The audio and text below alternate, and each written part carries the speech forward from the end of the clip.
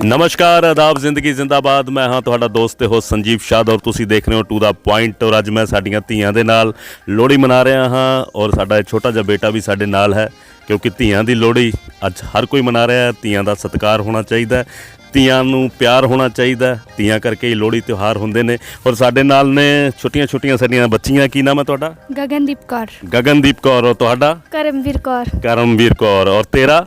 ਅੰਮ੍ਰਿਤਪਾਲ। ਅੰਮ੍ਰਿਤਪਾਲ। ਬਹੁਤ ਵਧੀਆ। ਆਪਾਂ ਇੱਕ ਲੋਹੜੀ ਦਾ ਤਿਉਹਾਰ ਮਨਾ ਰਹੇ ਹਾਂ। ਕਿੱਦਾਂ ਮਨਾਉਣੇ? ਜਦੋਂ ਤਿਲ ਪਾਉਣੇ ਜਰਾ ਦੱਸਿਓ। ईश्वर ਦਲੀਦਰ ਜਾ ਦਲੀਦਰ ਦੀ ਜੜ ਚੁੱਲ੍ਹੇ ਪਾ। दोबारा फिर ईसरा। ਦਲੀਦਰ ਜਾ ਦਲੀਦਰ ਦੀ ਜੜ ਚੁੱਲ੍ਹੇ ਪਾ। क्या बात है। ये दुआवां ने ईसरा दलिदर जा बहुत खूबसूरत रंग ने। लोहड़ी का यह त्यौहार खुशियां खेड़े लैके आवे और बच्चे परिवार के नाल लोहड़ी मना रहे हैं टू द पॉइंट दे राही। पर अज असीं तुहानूं उन्हां लोकां नाल मिलाउने हाँ जिन्हां ने अज तो 50 साल पहलां, 25 साल पहलां, 30 साल पहलां लोहड़ी मनाई और अज भी उस लोहड़ी दीयां यादां दिल विच ने। और आओ लोहड़ी मनाइए क्योंकि वक्त और हालात इहो ਜਿਹੇ हो चुके ने।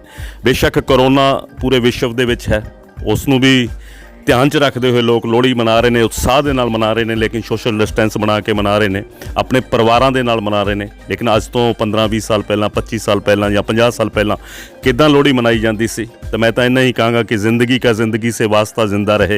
जब तक हम हैं हमारे दिलों में राफ्ता ज़िंदा रहेगी। माना कि वक्त ने रख दी हैं आज हमारे बीच में दूरियाँ, मगर जज्बा ये रहे दिलों में रास्ता ज़िंदा रहे। आओ त्योहारों को मनाएं, खुशियों के साथ मनाएं और सबकी खैर मांगें। चलते हैं आज शहर के अलग अलग कोनों में, मिलते हैं लोगों से कि कैसी यादें हैं उनकी लोहड़ी को लेकर। तो आप भी मुस्कुरा कर कहें जिंदगी। हैप्पी लोहड़ी आप सबको भी, हैप्पी लोहड़ी।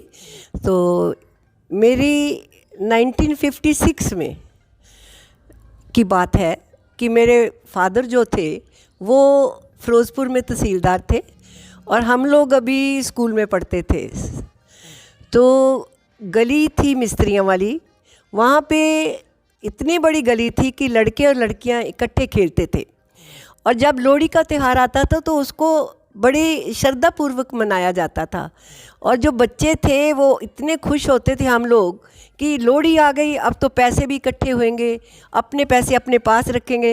तो हम लोग जाके पहले घरों में, फिर बाज़ार छोटा सा था वहाँ पे एक, उसमें जाके दुकानों पे हम लोग लोहड़ी मांगते थे ग्रुप बना के। उसके बाद जब हम घर वापस आते थे तो एक जगह थी, सेठी परिवार था, उनके घर एक बहुत बड़ी जगह थी बैठने के लिए जहाँ पे हम दिखाई कम देते थे। तो वहाँ पे हम लोग इकट्ठे होकर बैठ जाते और पैसे बांटने लगते, मूंगफली बांटने लगते, जो जो मिला था उसकी हम ढेरियाँ बना देते। तो मेरे को अभी भी याद है कि मैं कहती कि मैं ये चीज़ें घर पे नहीं लेके जा सकती, कि मेरे को मार पड़ेगी, आप मेरे को पैसे दे दो वो ताकि मैं छुपा सकूं। तो पर जब मेरे पिताजी को पता लग जाता घर में और नौकर को भेजा जाता कि उसको ढूंढ के लाओ कहाँ पे है, तो वो आके बता देते कि ये तो बाज़ार में लोहड़ी मांग रही थी। तो मेरी खूब पिटाई होती थी। पर मैं आज भी वो अगर सीन याद करूं तो मेरे आंखों के सामने आता है कि कैसे हम लोग इकट्ठे लड़के और लड़कियां मिलके गली में खेलते थे। और सब लोग ऐसे समझते थे कि बच्चे जो हैं वो हर घर के जो लोग हैं अलग अलग से हैं, पर वो सबके साझे बच्चे हैं। एक बच्चे को मार पड़ती थी तो दूसरे पड़ोसी आ जाता था उसको बचाने के लिए। तो ऐसा परिवार था मेरा उस गली में। उस गली में मेरे को अभी भी वो यादें, इतनी मैं बड़ी हो गई पर मेरे को वो यादें भुला ही नहीं भूलती। तो शाह जी थैंक यू कि मेरे को आज आपने मेरी ओल्ड मेमोरीज याद करा दी, मेरे पापा याद करा दिए, मेरे मामा याद करा दी। तो थैंक यू सो मच। जग वाला मेला यारो थोड़ी देर दा, हसदियां रात लंघे पता नहीं सवेर दा, जग वाला मेला यारो। ऐसे है कि ਜਦੋਂ सन 47 ਤੋਂ ਬਾਅਦ ਮੈਨੂੰ ਸੁਰਤ ਆ ਗਈ ਸੀ, ਮੈਂ 9-10 ਸਾਲ ਦਾ ਹੋ ਗਿਆ ਸੀ, ਤਾਂ ਅਸੀਂ ਬੱਚੇ ਸਾਰੇ ਮਿਲ ਕੇ ਲੜਕੀਆਂ ਲੜਕੇ ਛੋਟੇ ਛੋਟੇ ਸਾਡੀ ਹਮ ਉਮਰ ਦੇ ਘਰਾਂ 'ਚੋਂ ਹਰ ਘਰ ਜਾ ਕੇ ਪਾਥੀ ਮੰਗ ਕੇ ਲਿਆਉਣੀ, ਇੱਕ ਪਾਥੀ ਉਹਨੇ ਪਾਥੀ ਦੇਣੀ। ਪਾਥੀ ਜੀ ਮੰਗਣ ਲੱਗੇ ਸੀ ਕਹਿਣਾ ਮਾਰੀ ਨਹੀਂ ਮਾਂ ਪਾ ਪਾਥੀ, ਤੇਰਾ ਪੁੱਤ ਚੜੂਗਾ ਹਾਥੀ, ਵਗੈਰਾ ਵਗੈਰਾ ਇਸ ਤਰ੍ਹਾਂ ਦੀਆਂ ਗੱਲਾਂ ਬਾਤਾਂ ਕਰਨੀਆਂ। ਹੁਣ ਸਾਨੂੰ ਪਾਥੀਆਂ ਪਾਉਣੀਆਂ, ਫਿਰ ਪਾਥੀਆਂ ਮੰਗ ਕੇ ਫਿਰ ਅਸੀਂ ਸ਼ਾਮ ਨੂੰ ਰਾਤ ਨੂੰ ਸਾਰੀਆਂ ਪਾਥੀਆਂ ਇਕੱਠੀਆਂ ਕਰਕੇ ਚਾਰ ਪੰਜ ਘਰਾਂ ਤੋਂ ਬਾਅਦ ਇੱਕ ਮਤਲਬ ਢੇਰੀ ਲਾ ਕੇ ਵੱਡੀ ਵਿੱਚ ਲੱਕੜਾਂ ਪਾ ਕੇ ਉੱਥੇ ਸਾਰਿਆਂ ਨੇ ਬੈਠਣਾ। ਉੱਥੇ ਫਿਰ ਉਹਨੇ ਰਿਓੜੀਆਂ ਵੀ ਵਗੈਰਾ ਬਣਨੀਆਂ। ਅੱਛਾ, ਜਦੋਂ ਅਸੀਂ ਕਿਤੇ ਪਿੰਡ 'ਚ ਕਦੇ ਲੋਹੜੀ ਦੇਖੀ ਤਾਂ ਉੱਥੇ ਬੜਾ ਸਿਸਟਮ ਹੋਰ ਅਜੀਬ ਸੀ ਕਿ ਉੱਥੇ ਲੋਕ ਨਾ 5-5 ਕਿਲੋ ਗੁੜ ਲੈ ਕੇ ਆਉਂਦੇ ਹੁੰਦੇ ਸੀ। ਘੱਟ ਤੋਂ ਘੱਟ ਉੱਥੇ ਕੁਇੰਟਲਾਂ ਗੁੜ ਇਕੱਠਾ ਹੋ ਜਾਂਦਾ ਸੀਗਾ ਔਰ ਸਭ ਨੇ ਸੇਕਣਾ, ਗੀਤ ਗਾਉਣੇ ਵਗੈਰਾ ਵਗੈਰਾ। ਅਤੇ ਫਿਰ ਉਸ ਤੋਂ ਬਾਅਦ ਹਰ ਇੱਕ ਨੂੰ ਕਿਲੋ ਗੁੜ ਮਿਲ ਜਾਣਾ ਉੱਥੇ ਤਕਰੀਬਨ। ਬਹੁਤ ਹੀ ਅੱਛਾ ਨਜ਼ਾਰਾ ਹੁੰਦਾ ਸੀਗਾ। ਉਹ ਗੱਲਾਂ ਹੁਣ ਯਾਦ ਆਉਂਦੀਆਂ ਨੇ। ਅੱਜ ਤਾਂ ਹੁਣ ਸਿਸਟਮ ਲੋਹੜੀ ਖਤਮ ਹੀ ਹੋ ਚੁੱਕੀ ਆ। ਮੈਨੂੰ ਤਾਂ ਸਮਝ ਤੋਂ ਬਾਹਰ ਆ। ਕਿਤੇ ਕੋਈ ਢੇਰੀ ਕਿਤੇ ਲਾਲੀ ਉਹ ਗੁਆਂਢੀ ਮੈਂ ਉਹਦੇ ਨਾਲ ਬੋਲਦਾ ਨਹੀਂ, ਮੈਂ ਉਹਦੀ ਜਿਹੜੀ ਲੋਹੜੀ 'ਤੇ ਜਾਊਂਗਾ, ਮੈਂ ਉਹਦੀ ਲੋਹੜੀ 'ਤੇ ਜਾਊਂਗਾ ਵਗੈਰਾ ਵਗੈਰਾ। ਇਸ ਤਰ੍ਹਾਂ ਦਾ ਮਾਹੌਲ ਸੀ। ਬੜਾ ਚਿੱਤ ਆਨੰਦ ਸੀਗਾ ਉਦੋਂ ਆਉਂਦਾ। ਚਲੋ ਜੋ ਟਾਈਮ ਦੇ ਮੁਤਾਬਕ ਹੁਣ ਸਮਾਂ ਬਦਲ ਗਿਆ ਨਾ, ਉਹਦੇ ਮੁਤਾਬਕ ਵੀ ਸਮਝ ਜਿਵੇਂ ਹੈ ਠੀਕ ਆ। ਸਭ ਤੋਂ ਪਹਿਲਾਂ ਤਾਂ ਲੋਹੜੀ ਦੇ ਤਿਉਹਾਰ ਦੀ ਡੱਬਵਾਲੀ ਵਾਸੀਆਂ ਨੂੰ, ਦੋਸਤ ਮਿੱਤਰਾਂ ਨੂੰ, ਸਾਰਿਆਂ ਨੂੰ ਬਹੁਤ ਬਹੁਤ ਵਧਾਈ ਹੋਵੇ। ਜੇ ਅਸੀਂ ਲੋਹੜੀ ਨੂੰ ਪੁਰਾਣੀ ਯਾਦ ਕਰ ਦਈਏ ਤਾਂ ਬੜਾ ਮਜ਼ਾ ਵੀ ਆਉਂਦਾ। ਸਿਆਦ ਸਾਹਿਬ ਨੇ ਅੱਜ ਸਾਨੂੰ ਪੁਰਾਣੀ ਲੋਹੜੀ ਯਾਦ ਕਰਨ ਵਾਸਤੇ ਦੱਸਿਆ। ਛੋਟੇ ਹੁੰਦੇ ਲੋਹੜੀ ਮੰਗਣ ਜਾਂਦੇ ਸੀ। ਮਾਈ ਨੀ ਮਾਈ ਪਾਥੀ ਪਾ, ਇਹ ਸ਼ਬਦ ਦੁਹਰਾਉਂਦੇ ਸੀ। ਅੱਜ ਬੱਚੇ ਸ਼ਾਇਦ ਇਹਨਾਂ ਚੀਜ਼ਾਂ ਨੂੰ ਭੁੱਲ ਗਏ, ਯਾਦ ਨਹੀਂ ਕਰਦੇ।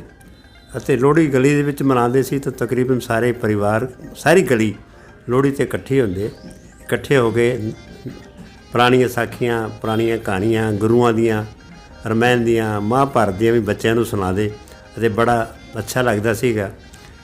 ਸਭ ਤੋਂ ਜੇ ਅਸੀਂ ਯਾਦ ਕਰੀਏ ਅਗਨੀ ਕਾਂਡ ਦੀ ਲੋਹੜੀ ਨੂੰ, ਤਾਂ ਉਸ ਲੋਹੜੀ ਦੇ ਵਿੱਚ ਕਿਤੇ ਵੀ ਸ਼ਹਿਰ ਦੇ ਵਿੱਚ ਲੋਹੜੀ ਨਹੀਂ ਮਨਾਈ ਗਈ ਸੀ। ਬੜਾ ਦੁਖੀ ਹਿਰਦਿਆ ਸੀ। ਲੋਹੜੀ ਯਾਦ ਕਰਦਿਆਂ ਨੂੰ ਬੜਾ ਸ਼ੌਕ ਲੱਗਦਾ ਸੀ। ਲੋਹੜੀ ਦਾ ਸ਼ੌਕ ਹਜੇ ਤਾਂ ਅਸੀਂ ਭੁੱਲਦੇ ਵੀ ਨਹੀਂ, ਲੇਕਿਨ ਫਿਰ ਵੀ ਪਰਮਾਤਮਾ ਦੀ ਮਰਜ਼ੀ ਹੈ। ਹੁਣ ਉਸੇ ਪੁਰਾਣੇ ਵਕਤ ਨੂੰ ਅਸੀਂ ਯਾਦ ਕਰਦੇ ਹੋਏ ਭੁੱਲਦੇ ਤਾਂ ਨਹੀਂ ਖੈਰ, ਫਿਰ ਵੀ ਜਦੋਂ ਵੀ ਲੋਹੜੀ ਆਉਂਦੀ ਹੈ ਅਸੀਂ ਜ਼ਰੂਰ ਉਹਨਾਂ ਚੀਜ਼ਾਂ ਨੂੰ, ਅਗਨੀ ਕਾਂਡ ਨੂੰ ਅਸੀਂ ਫਿਰ ਯਾਦ ਕਰ ਲੈਂਦੇ ਹਾਂ। ਪਰ ਕੁਦਰਤ ਦੀ ਰਚਨਾ ਹੈ, ਉਹ ਵੀ ਵਕਤ ਟੱਪ ਗਿਆ। ਹੁਣ ਵਕਤ ਹੋਰ ਆ ਗਿਆ। ਬੱਚੇ ਹੌਲੀ ਹੌਲੀ ਨਵੀਂ ਜਨਰੇਸ਼ਨ 'ਚ ਆ ਗਏ, ਭੁੱਲ ਵੀ ਜਾਂਦੇ ਹੈ। ਪਰ ਅਸੀਂ ਜਿਹੜੇ ਪੁਰਾਣੇ ਬੰਦੇ, ਜਿਹੜੇ 70 ਦੇ ਦਸ਼ਕ ਦੇ ਵਿੱਚ ਅਸੀਂ ਆ ਗਏ, ਹੁਣ ਵੀ ਅਸੀਂ ਯਾਦ ਵੀ ਕਰਦੇ ਹਾਂ ਅਤੇ ਲੋਹੜੀ ਦਾ ਤਿਉਹਾਰ ਵੀ ਸਾਰਿਆਂ ਵਾਸਤੇ ਰਲ ਮਿਲ ਕੇ ਮਨਾਉਣੇ ਇਸ ਕਰਕੇ, ਤਾਂ ਕਿ ਪਰਮਾਤਮਾ ਸੁੱਖ ਸ਼ਾਂਤੀ ਰੱਖੇ। ਇਹ ਲੋਹੜੀ ਦਾ ਤਿਉਹਾਰ ਗੁਰੂਆਂ ਦਾ ਤਿਉਹਾਰ ਹੈ ਅਤੇ ਇਕੱਲੇ ਪੰਜਾਬ ਵਿੱਚ ਵੀ ਨਹੀਂ, ਆਲ ਵਰਲਡ ਦੇ ਵਿੱਚ ਹਰ ਇੱਕ ਤਰੀਕੇ ਦੇ ਨਾਲ, ਹਰ ਇੱਕ ਰੂਪ ਦੇ ਵਿੱਚ ਇਹ ਲੋਹੜੀ ਦਾ ਤਿਉਹਾਰ ਮਨਾਇਆ ਜਾਂਦਾ ਹੈ।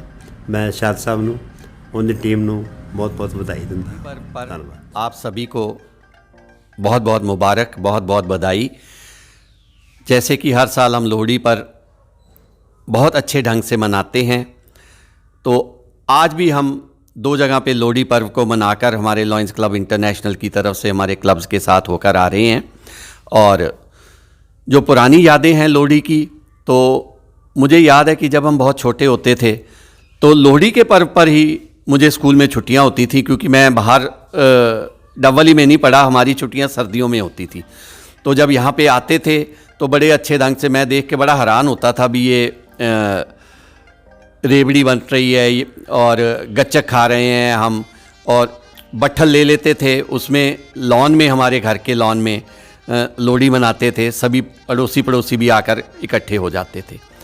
और मैं आपको ये बताऊं कि लोहड़ी पर्व पर बहुत कथाएं बनी हुई हैं कि लोहड़ी कैसे स्टार्ट हुआ। कई जगह पर इसको आज भी लोही कहते हैं, कहीं लोहरी कहते हैं कई जगहों पर, और ये दुल्ला भट्टी के साथ लिंक्ड हुआ है। और भी बहुत सारी कहानियां हैं। दुल्ला और भट्टी था, दुल्ला ने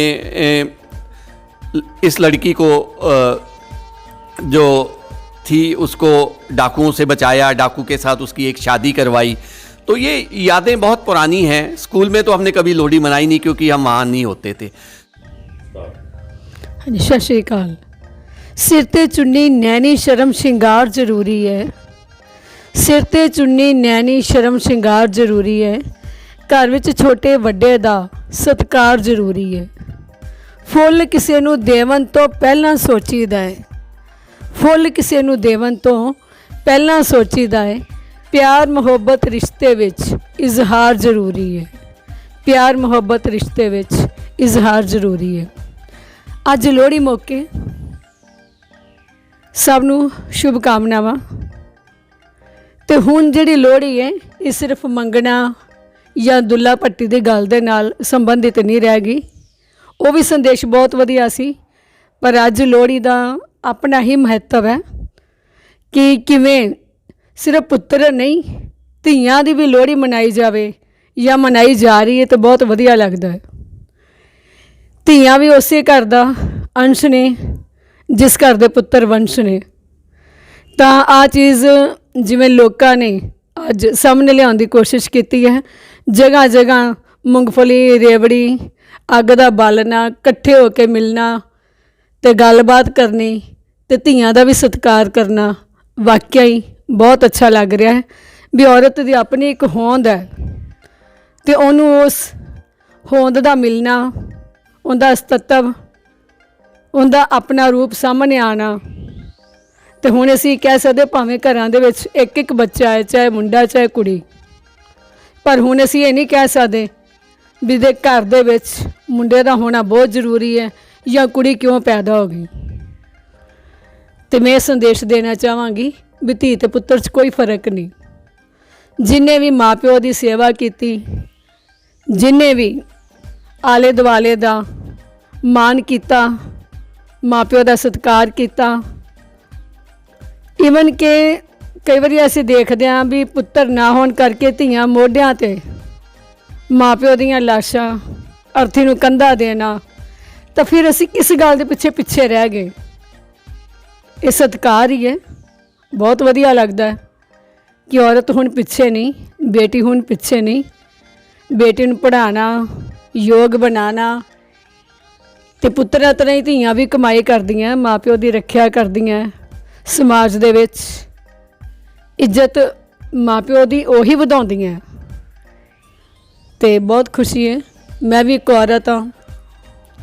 ਤਾਂ ਔਰਤ ਨਾਲ ਨਫ਼ਰਤ ਨਾ ਕਰੇ। ਬੇਟੀ ਪੈਦਾ ਹੋਣ ਤੇ ਬਲਕਿ ਖੁਸ਼ੀ ਹੋਣਾ ਚਾਹੀਦਾ ਵੀ ਸਾਡੀ ਜਾਤ ਵਿੱਚ ਵੀ ਵਾਧਾ ਹੋ ਰਿਹਾ ਹੈ। नमस्कार, धन्यवाद। वर्चुअस क्लब की तरफ से लोहड़ी के पर्व की आप सबको ढेर सारी शुभकामनाएं। लोहड़ी आप सबको बहुत बहुत मुबारक। त्यौहार ऐसा है कि बहुत सी यादें ताज़ा हो जाती हैं और ये त्योहारों के ऊपर जो भाईचारा, जो प्रेम, जो प्यार उमड़ कर सामने आता है, वो कुछ ऐसे पर्व ही होते हैं जिस पर ये सब मतलब कि हम एक दूसरे के बयां करते हैं। तो उसी पर्व के ऊपर एक गीत जिसको हम सभी बच्चे मिलकर गाते थे, तो उसको हम गुनगुनाते हैं। गुनगुनाएं? ओके, चला। तो आपने बोलना है हो, क्या बोलना है?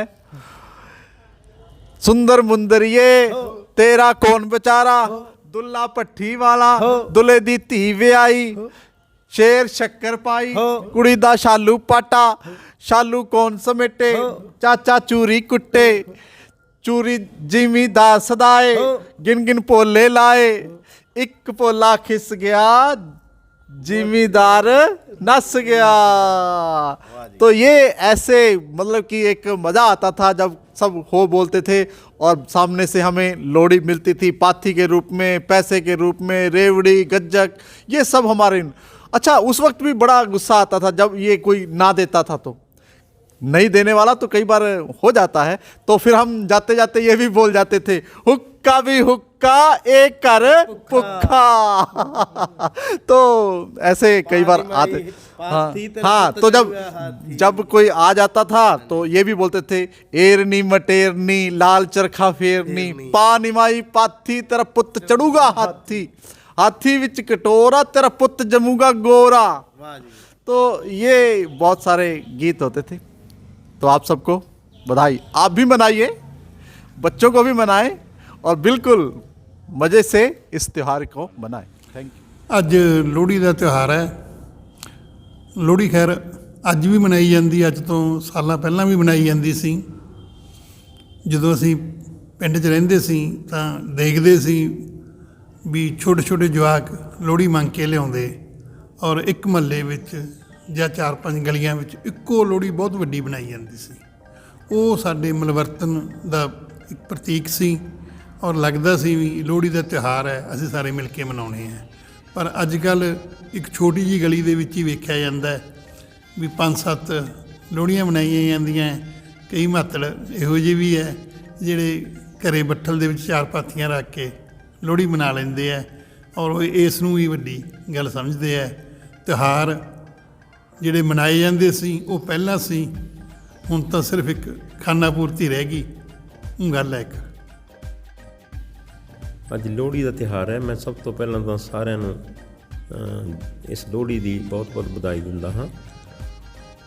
ਜਦੋਂ ਅਸੀਂ ਛੋਟੇ ਹੁੰਦੇ ਸਾਂ ਤਾਂ ਲੋਹੜੀ ਮਨਾਉਣ ਤੋਂ ਪਹਿਲਾਂ ਇਹ ਲੋਹੜੀ ਉਦੋਂ ਮਨਾਈ ਜਾਂਦੀ ਹੈ ਜਦੋਂ ਪੋਹ ਦਾ ਮਹੀਨਾ ਖਤਮ ਹੋ ਜਾਂਦਾ ਹੈ ਅਤੇ ਮਾਘ ਦਾ ਮਹੀਨਾ ਚੜ੍ਹਦਾ ਹੈ। ਸਾਡੀ ਮਦਰ ਬਾਜਰੇ ਦੇ ਮੋਠਾਂ ਦੀ ਖਿਚੜੀ ਬਣਾਉਂਦੀ ਅਤੇ ਆਰੇ ਦੇ ਵਿੱਚ, ਅਤੇ ਅਗਲੇ ਦਿਨ ਜਦੋਂ ਖਾਂਦੇ ਤਾਂ ਉਹ ਕਹਿੰਦੀ ਪੋਹ ਰਿੱਧੀ ਮਾਘ ਖਾਧੀ। ਅਤੇ ਉਸ ਤੋਂ ਬਾਅਦ ਮੇਲੇ ਜਾਂਦੇ ਸੀ, ਮਾਘੀ ਦੇ ਮੇਲੇ। ਲਵਵਾਲੀ ਦੇ ਨੇੜੇ ਇੱਕ ਜੱਸੀ ਪਿੰਡ ਹੁੰਦਾ ਸੀ, ਇੱਕ ਮੁਕਤਸਰ। ਕੁਛ ਲੋਕ ਜੱਸੀ ਮੇਲੇ ਦੇਖਣ ਜਾਂਦੇ, ਕੁਛ ਮੁਕਤਸਰ। ਜੱਸੀ ਨੇੜੇ ਹੋਣ ਕਰਕੇ ਮੋਸਟਲੀ ਅਸੀਂ ਜੱਸੀ ਜਾਇਆ ਕਰਦੇ ਸਾਂ। ਲਵਵਾਲੀ ਤੋਂ 11 ਵਜੇ ਵਾਲੀ ਗੱਡੀ ਫੜਨੀ, ਬਾਘੋਵਾਲੀ ਦੇ ਸਟੇਸ਼ਨ 'ਤੇ ਉਤਰਨਾ ਅਤੇ ਉੱਥੋਂ ਭੱਜ ਕੇ ਫਿਰ ਜੱਸੀ ਦੇ ਪਿੰਡ ਤੱਕ ਜਾਣਾ। ਫਿਰ ਉੱਥੇ ਇਸ਼ਨਾਨ ਕਰਕੇ ਫਿਰ ਸ਼ਾਮ ਨੂੰ 4 ਵਾਲੀ ਗੱਡੀ 'ਤੇ ਮੁੜ ਕੇ ਆਉਣਾ। ਲੋਹੜੀ ਇੱਕ ਐਸਾ ਤਿਉਹਾਰ ਸੀ ਜਿਹੜਾ ਸਾਡੇ ਜੀਵਨ ਵਿੱਚ ਇੱਕ ਕਾਫੀ ਮਾਨਤਾ ਵੀ ਰੱਖਦਾ ਸੀ, ਕਿਉਂਕਿ ਅਸੀਂ ਆਪਦੇ ਸਾਰੇ ਪਰਿਵਾਰ ਮਿਲ ਕੇ ਇੱਕ ਜਗ੍ਹਾ ਲੋਹੜੀ ਪਾਉਂਦੇ। 5-7 ਗਲੀਆਂ ਵਿੱਚੋਂ ਇਕੱਠੇ ਹੋ ਕੇ ਗੁਰਦੁਆਰੇ ਵਾਲੀ ਸਾਹਮਣੀ ਗਲੀ ਵਿੱਚ ਜਦੋਂ ਲੋਹੜੀ ਪਾਉਂਦੇ ਤਾਂ ਸਟੇਸ਼ਨ ਦੇ ਦੂਸਰੇ ਪਾਸੇ ਵਾਲੀਆਂ ਗਲੀਆਂ ਤੋਂ ਪਿਛਲੇ ਗੁਰਦੁਆਰੇ ਵਾਲੀ ਗਲੀ ਵਿੱਚੋਂ ਸਾਰੇ ਉੱਥੇ ਹੀ ਇਕੱਠੇ ਹੁੰਦੇ ਅਤੇ ਫਿਰ ਉੱਥੇ ਬੱਕਲੀਆਂ ਰਿਉੜੀਆਂ ਦਾ ਸਾਰਾ ਭੋਗ ਚੱਲਦਾ। ਕੁਛ ਚਿਰ ਬਾਅਦ 1982 ਵਿੱਚ ਮੈਂ ਅਮਰੀਕਾ ਚਲਾ ਗਿਆ। ਉੱਥੇ ਜਾ ਕੇ ਦੇਖਿਆ ਤਾਂ ਲੋਹੜੀ ਉੱਥੇ ਵੀ ਮਨਾਈ ਜਾਂਦੀ ਸੀ, ਕਿਉਂਕਿ ਅਮਰੀਕਾ ਵਿੱਚ ਵੀ ਛੋਟਾ ਇੰਡੀਆ ਵੱਸਦਾ ਹੈ। ਉੱਥੋਂ ਦੇ ਬੱਚਿਆਂ ਨੂੰ ਆਪਣੇ ਦੇਸ਼ ਦੀ ਸੰਸਕ੍ਰਿਤੀ ਦੱਸਣ ਵਾਸਤੇ ਅਸੀਂ ਹਰ ਹੀਲਾ ਕਰਦੇ ਹਾਂ।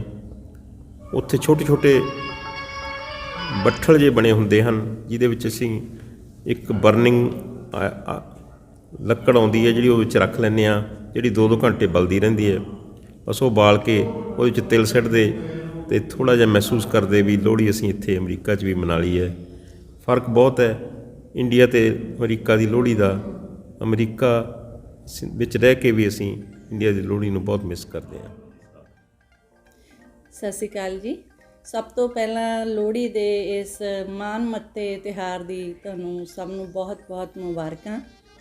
ਅੱਜ ਜਿਹੜੀ ਗੱਲਬਾਤ ਮੈਂ ਸ਼ੁਰੂ ਕਰਨ ਜਾ ਰਹੀ ਹਾਂ ਉਹ ਮੈਂ ਮਤਲਬ ਕਵੀ ਡਾਕਟਰ ਦਵਿੰਦਰ ਸੈਫੀ ਦੀ ਰਚਨਾ ਦੇ ਨਾਲ, ਉਹਨਾਂ ਦੀਆਂ ਸਤਰਾਂ ਦੇ ਨਾਲ ਜਿਹੜਾ ਹੈ ਆਰੰਭ ਕਰਨ ਜਾ ਰਹੀ ਹਾਂ। ਜਿੰਨਾ ਸਭੇ ਸਦ ਰਾਹੀ ਹੰਝੂਆਂ ਚ ਰੋੜੀਆਂ, ਚਾਵਾਂ ਦੀਆਂ ਗਾਗਰਾਂ ਵੀ ਹੰਝੂਆਂ ਨੇ ਤੋੜੀਆਂ। ਜਿੰਨਾ ਸਭੇ ਸਦ ਰਾਹੀ ਹੰਝੂਆਂ ਚ ਰੋੜੀਆਂ, ਚਾਵਾਂ ਦੀਆਂ ਗਾਗਰਾਂ ਵੀ ਹੌਕਿਆਂ ਨੇ ਤੋੜੀਆਂ।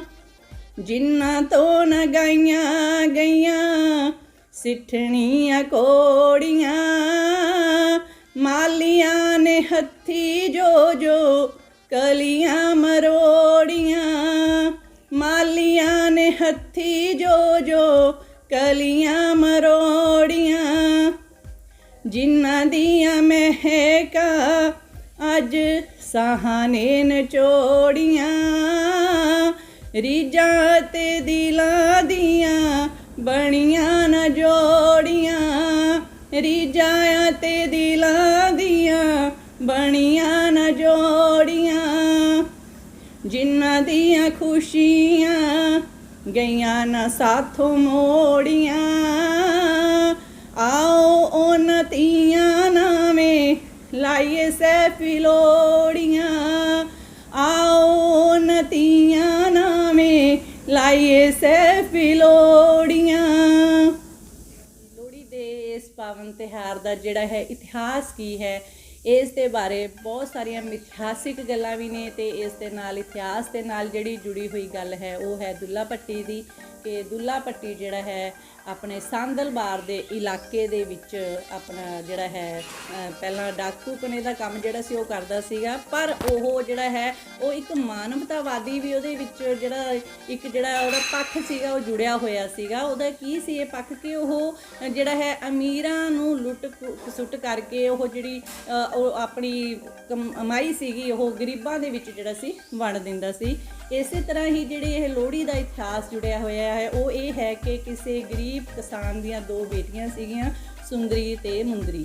ਤਾਂ ਜਿਹੜੇ ਪਹਿਲਾਂ ਜਗੀਰਦਾਰੀ ਲੋਕ ਹੁੰਦੇ ਸੀ ਉਹ ਸੁੰਦਰੀ ਤੇ ਮੁੰਦਰੀ ਨਿਹਾਇਤ ਹੀ ਸੁੰਦਰ ਜਿਹੜੀਆਂ ਸੀਗੀਆਂ ਲੜਕੀਆਂ ਸੀਗੀਆਂ, ਤੇ ਜਦੋਂ ਉਹ ਜਿਹੜੇ ਗਰੀਬ ਕਿਸਾਨ ਦੀਆਂ ਬੇਟੀਆਂ ਨੂੰ ਜਦੋਂ ਜਗੀਰਦਾਰ ਨੇ ਦੇਖਿਆ ਤਾਂ ਜਿਹੜੀ ਉਹਦੀ ਨੀਤ ਸੀਗੀ ਉਹ ਬਦਨੀਤ ਹੋ ਗਈ। ਉਹਦੇ ਘਰ ਜਿਹੜਾ ਸੀ ਲੜਕੀਆਂ ਦੇ ਵਿਆਹ ਧਰਿਆ ਹੋਇਆ ਸੀਗਾ, ਤੇ ਇਸ ਗੱਲ ਦੀ ਜਿਹੜੀ ਭਣਕ ਹੈ ਉਹ ਦੁੱਲਾ ਭੱਟੀ ਨੂੰ ਲੱਗ ਜਾਂਦੀ ਹੈ। ਤੇ ਫਿਰ ਉਹ ਆਪ ਉੱਥੇ ਜਾ ਕੇ ਉਹ ਮਤਲਬ ਆਪਣੇ ਜੰਗਲ ਦੇ ਵਿੱਚ ਜਿੱਥੇ ਉਹ ਠਹਿਰਿਆ ਹੁੰਦਾ ਹੈ ਆਪਣੀਆਂ ਫੌਜਾਂ ਸਣੇ, ਉੱਥੇ ਜਾ ਕੇ ਉਹ ਉਹਨਾਂ ਮਤਲਬ ਜਿਹੜੇ ਕੁੜੀ ਦੇ ਸਹੁਰੇ ਹੁੰਦੇ ਹੈ ਉਹਨਾਂ ਨੂੰ ਸੁਨੇਹਾ ਭੇਜਦਾ ਹੈ ਤੇ ਉਹਨਾਂ ਨੂੰ ਬੁਲਾ ਕੇ ਉਹ ਜਿਹੜੀ ਸੁੰਦਰੀ ਮੁੰਦਰੀ ਜਿਹੜੀ ਲੜਕੀਆਂ ਹੁੰਦੀਆਂ ਨੇ ਉਹਨਾਂ ਦੇ ਮਤਲਬ ਉਹਨਾਂ ਦਾ ਕਾਰਜ ਕਰਦਾ ਹੈ ਆਪਣੇ ਹੱਥੀਂ। ਤੇ ਉਸ ਟਾਈਮ ਤੇ ਮਤਲਬ ਉਹ ਦੇਖਦਾ ਹੈ ਕਿ ਉਹਦਾ ਜਿਹੜਾ ਹੈ ਸਾਲੂ ਜਿਹਨੂੰ ਮਤਲਬ ਚੁੰਨੀ ਕਹਿ ਦਿੰਦੇ ਨੇ, ਉਹ ਲੜਕੀਆਂ ਦੀ ਚੁੰਨੀ ਜਿਹੜੀ ਸੀ ਪਾਟੀ ਹੋਈ ਹੁੰਦੀ ਸੀਗੀ ਤੇ ਉਹ ਆਪਣੀ ਜਿਹੜੀ ਸੀਗੀ ਚੁੰਨੀ ਜਿਹੜਾ ਹੈ ਲੋਈ ਲਾ ਕੇ ਉਹ ਮਤਲਬ ਉਹਨਾਂ ਕੁੜੀਆਂ ਦੇ ਸਿਰ ਤੇ ਦੇ ਦਿੰਦਾ ਸੀ।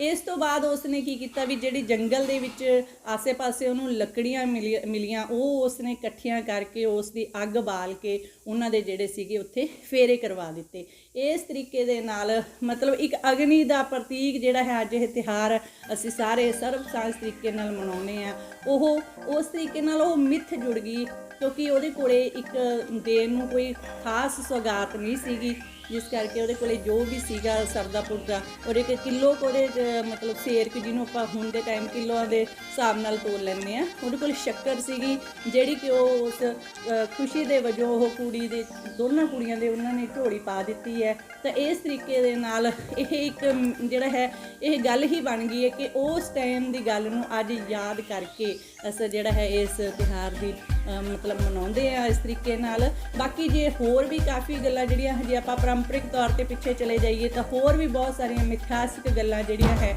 ਇਸ ਨਾਲ ਜੁੜੀਆਂ ਹੋਈਆਂ ਨੇ, ਜਿਹੜੀਆਂ ਕਿ ਮੈਨੂੰ ਲੱਗਦਾ ਵੀ ਅੱਜ ਇੱਥੇ ਉਹ ਗੱਲਾਂ ਨੂੰ ਬੜੀ ਲੰਬੀ ਚੌੜੀ ਵਾਰਤਾਲਾਪ ਹੋ ਜਾਂਦੀ ਹੈ ਜਦੋਂ ਅਸੀਂ ਉਸ ਤਰੀਕੇ ਦੇ ਨਾਲ ਉਸ ਗੱਲ ਨੂੰ ਵਿਚਾਰਦੇ ਹਾਂ।